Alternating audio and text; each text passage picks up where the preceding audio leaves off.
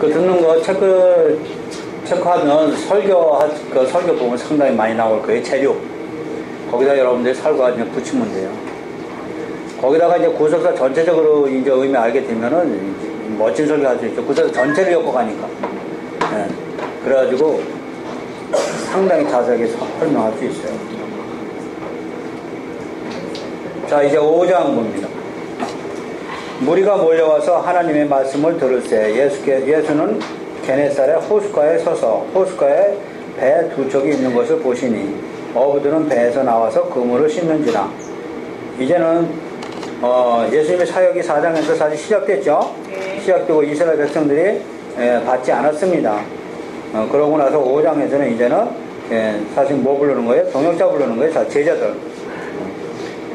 자, 3절 예수께서 한 배에 오르시니 그 배는 시몬의 배라. 육지에 조금 떼기를 청하시고 앉으사 배에서 무리를 가르치시더니 말씀을 마치시고 시몬에게 이르시되 깊은 데로 가서 그물을 내려 고기를 잡으라.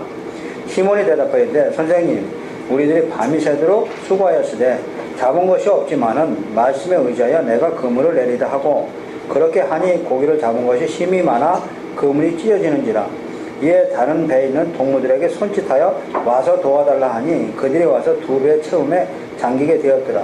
시몬 베드로가 이를 보고 예수의 무릎 아래 엎드려 이르되 주여 나를 떠나소서 나는 죄인을사 하니 이는 자기 및 자기와 함께 있는 모든 사람이 고기 잡힌 것으로 말미암아 놀라고 세베대의 아들로서 시몬의 동업자인 야고보와 요한도 놀랐습니다. 예수께서 시몬에게 이르시되 무서워하지 말라. 이제 후로는 내가 사람을 취하리라 하시니 그들이 배들을 육지에 대고 모든 것을 버려두고 예수를 따르니라. 자, 여기도 상당히 말씀이 쉬운 것 같지만 쉽지 않아요. 자, 하나님의 말씀을 들을 때 이 4절입니다. 말씀을 마치고 시몬에게 이르되 깊은 데로 가서 그물을 내려 고기를 잡으라요. 이 깊은 데가 우리가 얘기하는 문자대로 보면은 바다 깊은 데입니다. 바다 깊은 데에서 고기를 잡아야만이 잡는다는 거죠. 그런데 사실 구약에서는 그 갈릴리 호수는 우리가 설교할 때 예수님보다 베드로가 사실 더 잘 알죠. 물론 예수님이 하나님 아들과 다 다르니 베드로는 배팅이죠. 그러니까 절대로 그는 고기도 지금 없을 때고 전혀 못 잡습니다. 근데 예수님 말씀이 깊은 데로 가라는 거예요. 이게 뭐예요? 깊은 뭐예요? 깊은 어둠 사냥성. 네. 어둠. 어둠이 뭐예요? 사단이 쳐서. 그럼 어디서부터 가야 될까? 그렇죠. 창세기 1장 2절이에요. 창세기 1장 2절. 네. 그렇죠. 창세기 1장 2절이 뭐가 되죠? 땅이 혼돈하고 공허하며 흑암이 깊음 위에 있고 하나님의 영은 수면 위에 운행하시죠. 이 이제 성령이 오셔가지고 이제 우리를 깊음 위에서 예수님이 성취해야만이 이제 역사하셔서 우리를 건져내죠. 그러니까 지금 그냥 보면 안 돼요, 이것이. 예수님 하신 말씀이 지금 뭐라고 하는 거예요? 깊은 데 가서 그물을 내려 고기를 잡으라. 이게 나중에 이것이 몇 절에 나와요?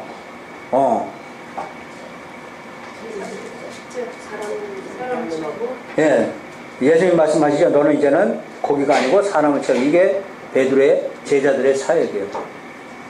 근데 중요한 것은 시몬이 대답하여 5절입니다. 선생님 우리들이 밤이 새도록 수고했을 때 잡은 것이 없지만 말씀에 의지하여 내가 그물을 내리다. 중요합니다.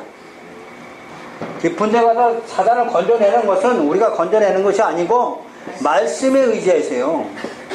이 말씀에 의지하는 것은 이 말씀이 육신이 되신 예수님이 십자가에서 죽으신 것 부활이에요. 그 승리 아니면 우리는 절대로 깊은 데서 건져낼 수 없습니다. 이것이 지금 얘기하는 복음이고 복음이 결국 뭐예요? 생명이죠. 이 말씀에 의지하여 내가 그물을 내려야 되는 거죠. 우리는 과연 무엇 때문에 그물을 내리냐 이거죠. 깊은데 이것이 항상 제가 얘기했어요. 계시록까지 이것이 간다고 했어요. 그 11장이죠. 계시록 11장에 두 증인 부르죠. 그래서 42달 동안 뭐 하라는 거예요?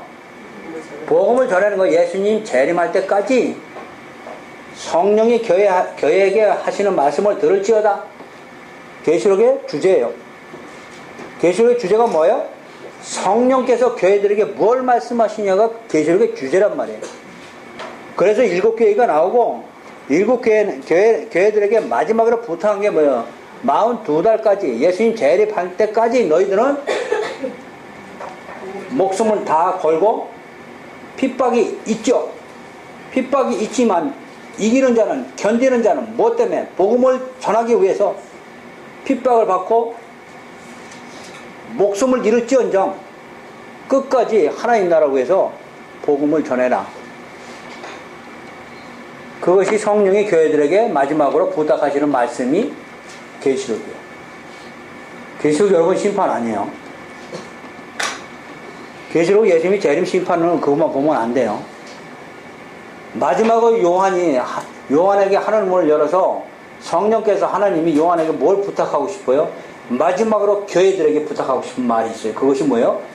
끝까지 복음을 전하라. 이기는 자는 내가 멸류관을 씌워줄 것이다.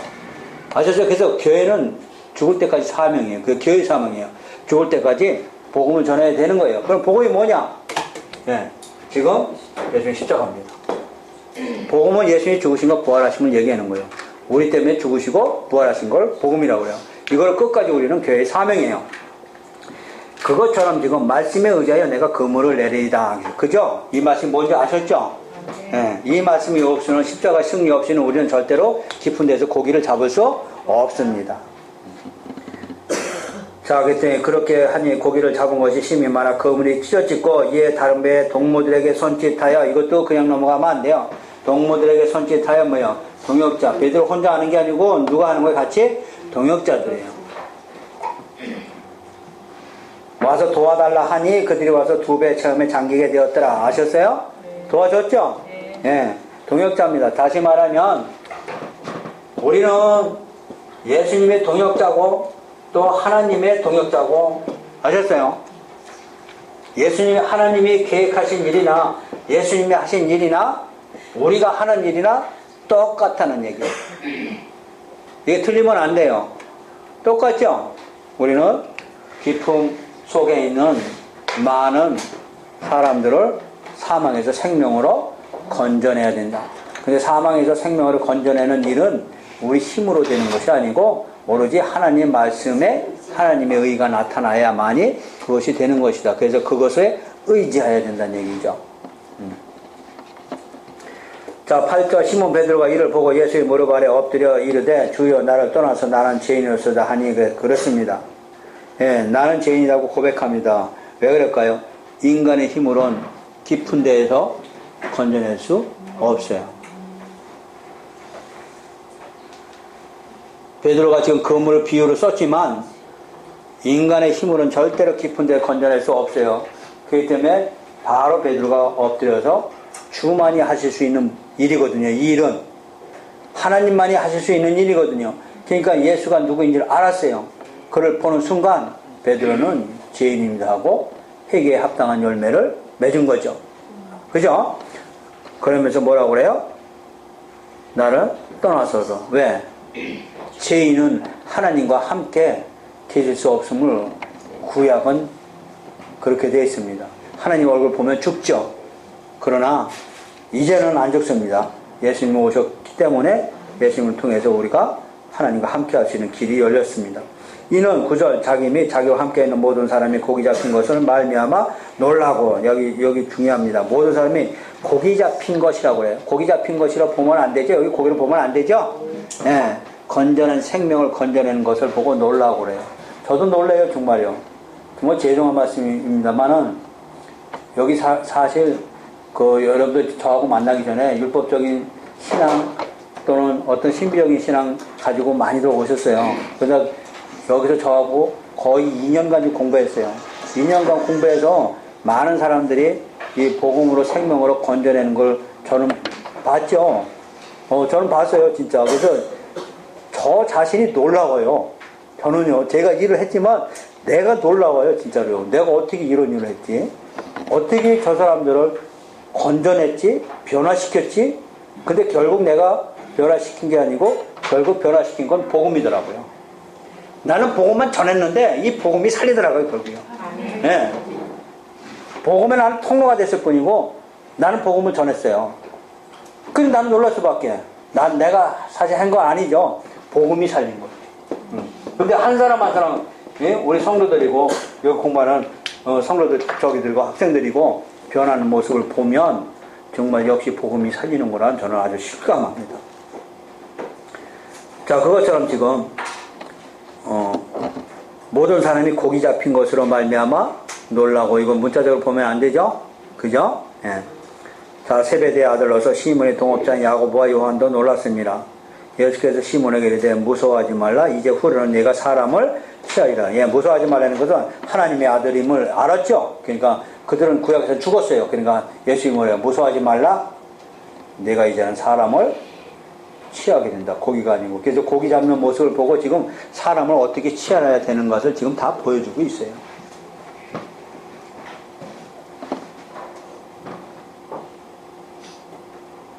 우리는 이 대목 가지고 설교할 때 베드로가 말씀에 의지해서 던졌다. 그래서 말씀에 순종하고 말씀에 의지하는 뭔 말씀? 이 말씀이 해석이 안 돼 있는 거예요. 그러니까 성도들이 뭔 말씀인지 몰라요. 말씀에 무조건 순종만 하면 되는구나. 뭐 율법이 복음으로 바뀐 거, 복음이 이제 율법이 이제 무조건 순종하기만 하는데 이 많은 걸 어떻게 순종해?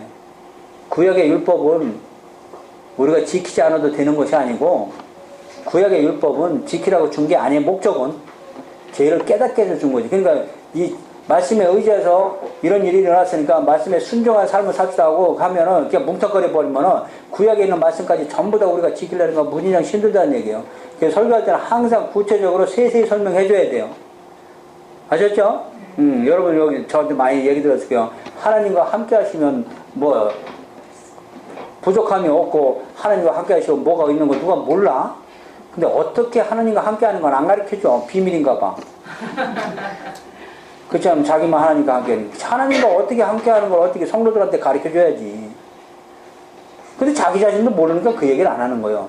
하나님과 함께 하면 뭐 복 받는 거 누군 모르나.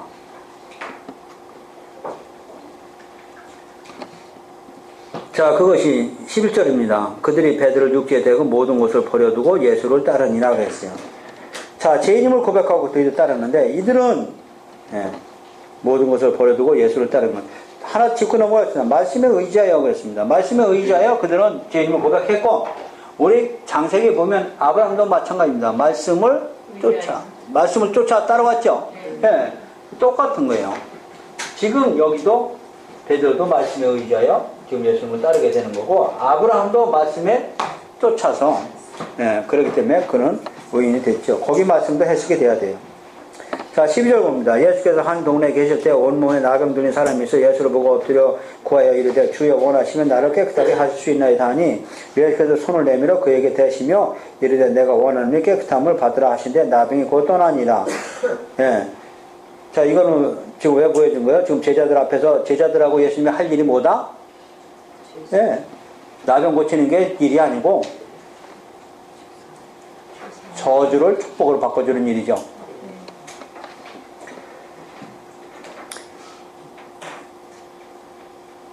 여기는 믿음의 고백이 먼저 있어야 됩니다. 그게 뭐냐? 12절이죠. 주여 원하시면 나를 깨끗하게 하실 수 있나이다요. 주여 원하시면 하고 주님의 주권에 맡기는 거예요.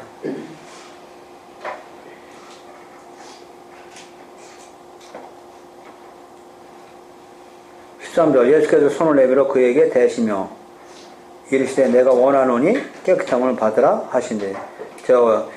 그는 주여 원하시면 하고 여기는 내가 원하노니 하면서 지금 구원은 온전히 주님의 뜻에 의해서 우리가 구원된다는 걸 지금 보여준 겁니다. 예수께서 그를 경고하시다 아무에게도 이르지 말고 가서 제사장에게 네 몸을 보이고 또 내가 깨끗하게 됨을 인하여 모세가 명한 대로 예물을 드려 그들에게 입증하라 하시니 이건 레위기 14장에 나온 말씀이죠.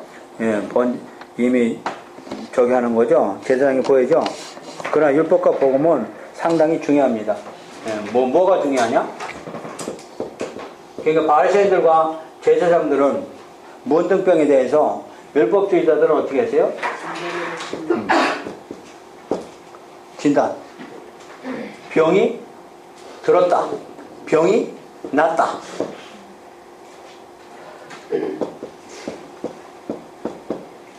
복음은 고치며 치유. 이게 틀린 거예요. 그 율법은 절대로 우리를 고치지 못해요. 병을 못 고쳐요. 병을 오히려 더 악화시키죠. 또한 분리시켜버리고. 구약의 문둥병들은 나는 문둥병 환자다 하고 소리치며 다녀야 돼요. 사람이 나 앞에 오지 못하게 해요. 격리시켜요. 그러나 예수님은 복음은 그 문둥병들한테 가서 그 병을 고쳐주는 거죠. 그래서 여러분 중요합니다. 우리도 율법적으로는 다른 사람을 진단하고 판단할 수 있지만 그들을 어떻게 해요? 생명으로 인도하지 못해요. 오로지 복음만이 그들을 생명으로 인도하는 걸 여러분 아셔야 되나 명심하셔야 돼요. 예. 이게 살리느냐 죽이느냐요. 고린도후서 3장 6절에 뭐예요? 율법 소문은 죽이는 것, 영은 살리는 것.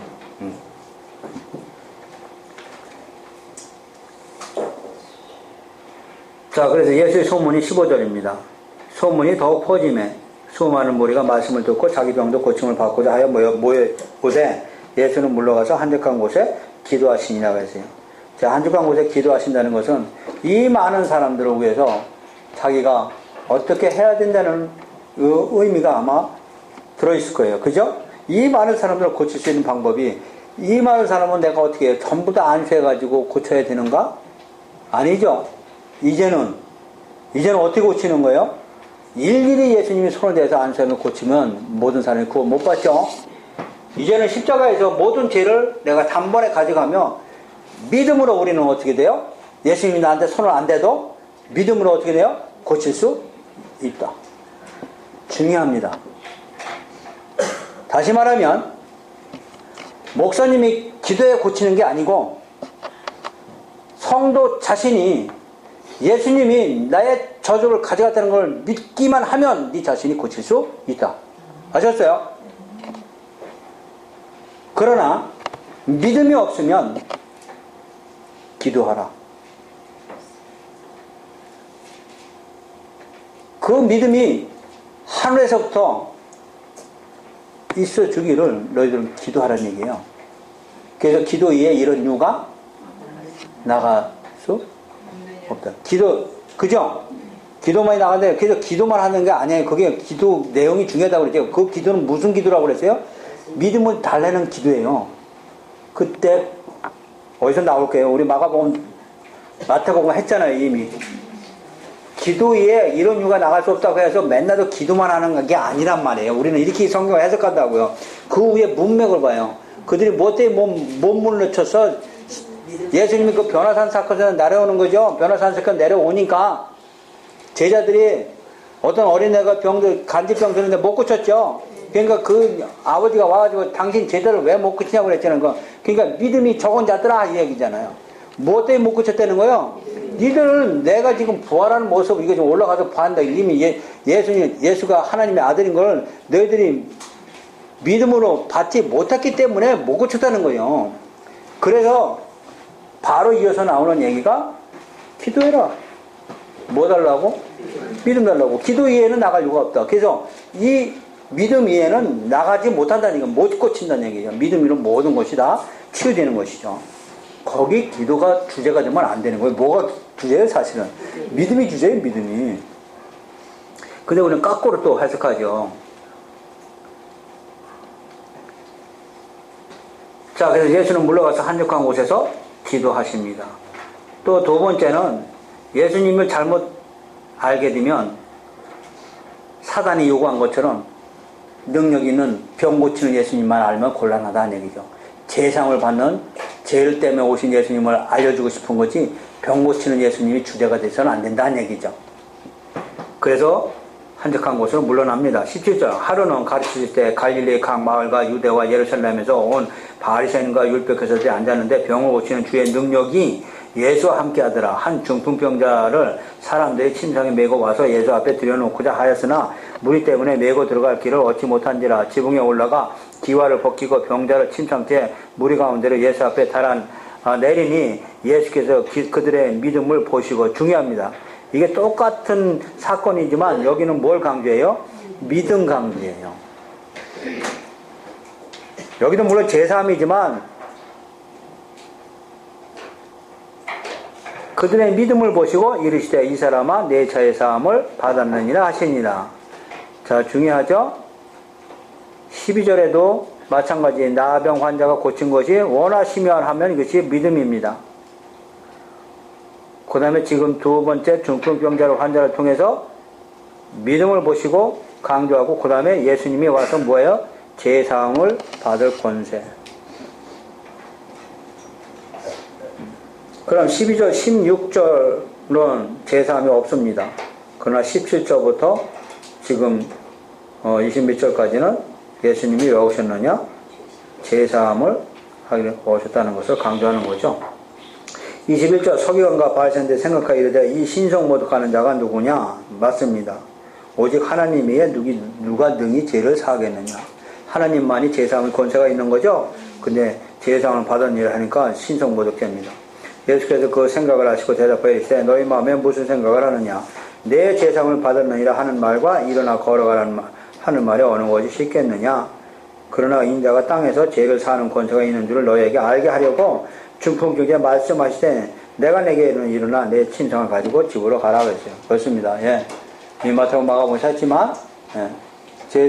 제사함을 하는 얘기하고 일어나 걸으라고 뭐가 쉬워요? 예. 사람들이 보기에는 뭐예요? 제사함이 없어졌냐면 뭐예요? 죄는 뭐 없어진 거 보여요? 안 보여요? 안 보여요. 그때 뭐예요? 사기친다는 얘기예요. 근데 하나님의 입장에서는 제사함이 제일 어렵죠. 예. 예수님이 죽지 않으면 제사함이 이루어지지 않으니까. 그래서 예수님은 내가 왜 왔냐 알기 위해서 제사함을 없앴다. 예수님이라고 할 수 있어요? 아니에요. 하나님의 공의가 뭐예요? 우리를 그냥 구원한 게 아니고 우리의 피값을 지불하고 구한 거죠. 그래서 하나님의 공의예요, 그게. 그러니까 예수님이 죽지 않으면 제사함은 없습니다. 그래서 예수님이 이미 죽을 각오하신 거죠. 그래서 제사함의 권세를 부린 거죠. 근데 인간이 보기에는 일어나 걸으라 하면 뭐 사기 못 치죠. 진짜 일어나서 걸지 않으면 어떻게 돼요? 네. 사기죠. 인간의 힘으로 일어나 걸으라는 것이 정말 어렵습니다. 그래서 그 얘기를 했더니 그들이 사기꾼이라고 지금 되던 거죠. 그랬더니 뭐라고 그래요? 그럼 일어나 걸으라 해가지고 그들이 걸어가는 모습을 보여준 거죠. 다시 말하면 예수님이 제사함을 하는, 그들은 신성모독죄를 했지만 제사함의 권세를 가지고 온 예수님을 지금 누가는 보여주고 있는 거죠. 25절 그 사람이 그들 앞에서 곧 일어나 그 얻었던 것을 가지고 하나님께 영광을 돌리며 자기 집으로 돌아가니 모든 사람이 놀라 하나님께 영광을 돌리며 심히 두려워하여 이르되 오늘 우리가 놀라운 일을 보았다 하니라. 맞습니다. 하나님께 영광 돌리며 뭐 때문에 돌린 거예요? 병 고친 것 때문에. 물론 병 고침도 있지만 뭐예요? 예, 제사함.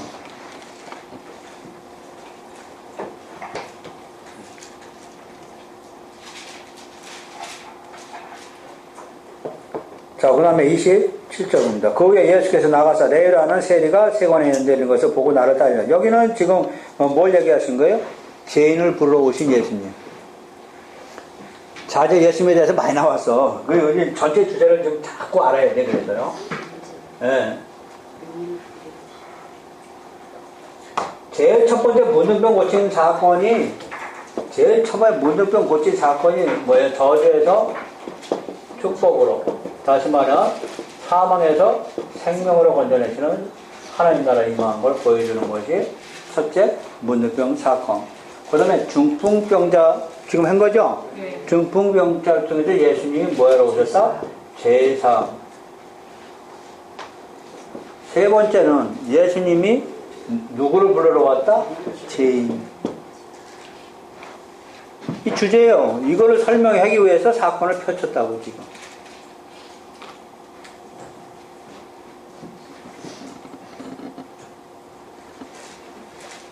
자, 그래서 지금 레위를 지금 내세우는 거죠. 레위는 세리라고 그러죠. 세리는 누구예요? 그들에게는 죄인이에요.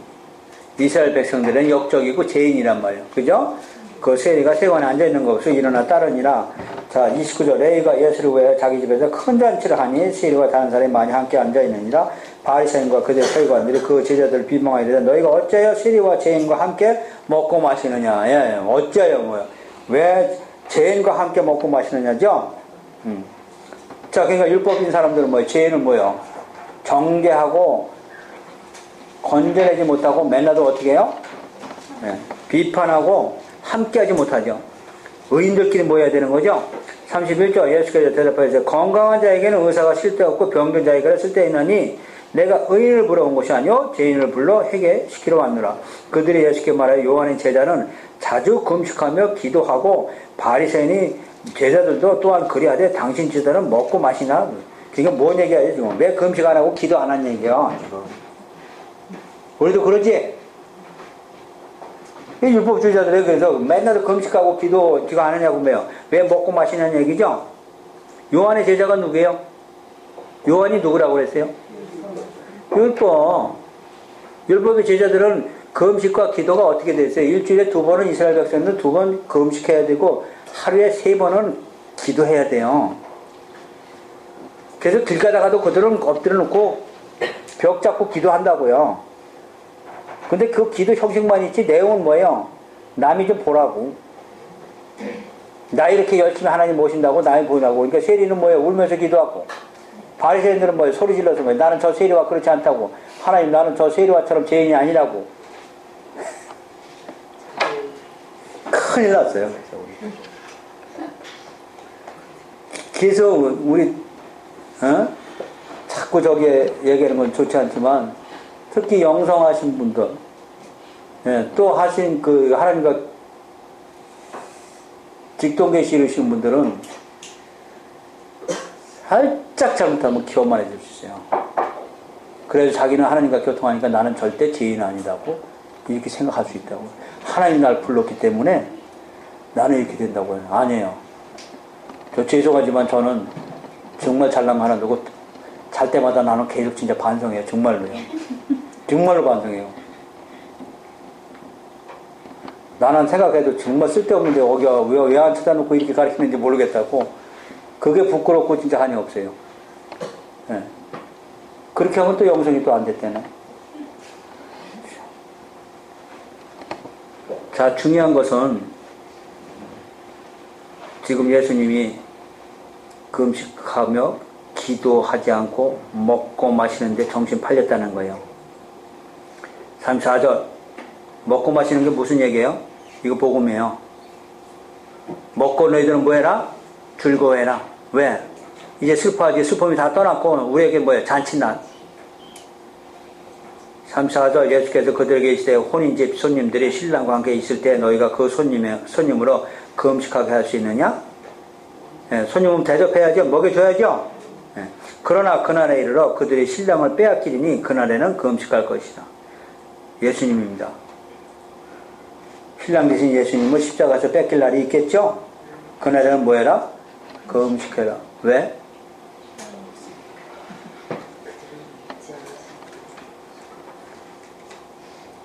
구약에서 사실 금식은 잘 나와 있죠. 이사야서 지금 58장인가요? 나와 있죠. 결박을 풀어주고 뭘 해주고 하는 게 금식이라고 그랬죠. 나에 대한 금식이라고. 그러니까 구약에서는 예수님이 오실 때까지의 금식입니다. 사실 금식은 예수님 메시아가 탄생될 때까지의 금식이에요. 그리고 예수님 오셨을 때 신랑이 왔기 때문에 금식 안 해요. 그러고 나서 가셨죠. 이제는 예수님 어떻게 돼요? 재림하실 때까지 우리가 뭐예요? 재림을 기다리면서 그게 금식이에요. 근데 이제 금식이 바뀌었어요. 금식은 한 사람의 영혼을 예수께 인도하는 것이 그것이 우리의 금식이라고 지금 설명하고 있어요. 형식적으로 하나님께 뭘 달라고 기도하고 금식하고 이거보다도 지금 올바른 금식은 흉악의 결박을 풀어주는 거예요. 사단에서 한 사람에서 생명을 건져내는 것이 우리가 받을 금식이라는 얘기예요. 30절 또 비유와 이르시되 새 옷에서는 한 조각을 찢어 낡은 옷에 붙이는 자가 없나니 이거 율법과 복음 설명하는 거예요. 만약 그렇게 하면 새 옷을 찢을 뿐이요. 그러니까 새 옷에다가 뭘요? 한 조각을 찢어 계세요. 복음에다가, 새 복음에다가, 자, 중요합니다, 이 말씀은. 이 복음에다가 한 조각이 뭐냐는 얘기죠, 이게. 깨끗한 복음에다가 뭐야? 하나가 들어가는 한 조각이 뭐야? 이게 율법이에요. 너희들이 하는 지금 금식하고, 이걸 설명하려고 지금 금식하고 기도가 지금 나온 거예요. 그렇게 하면 새 옷이 찢어지다. 새 옷에서 찢은 조각이 낡은 곳에 올리지 아니한다. 새 포도주를 낡은 가죽 부대에 넣는 자가 없나니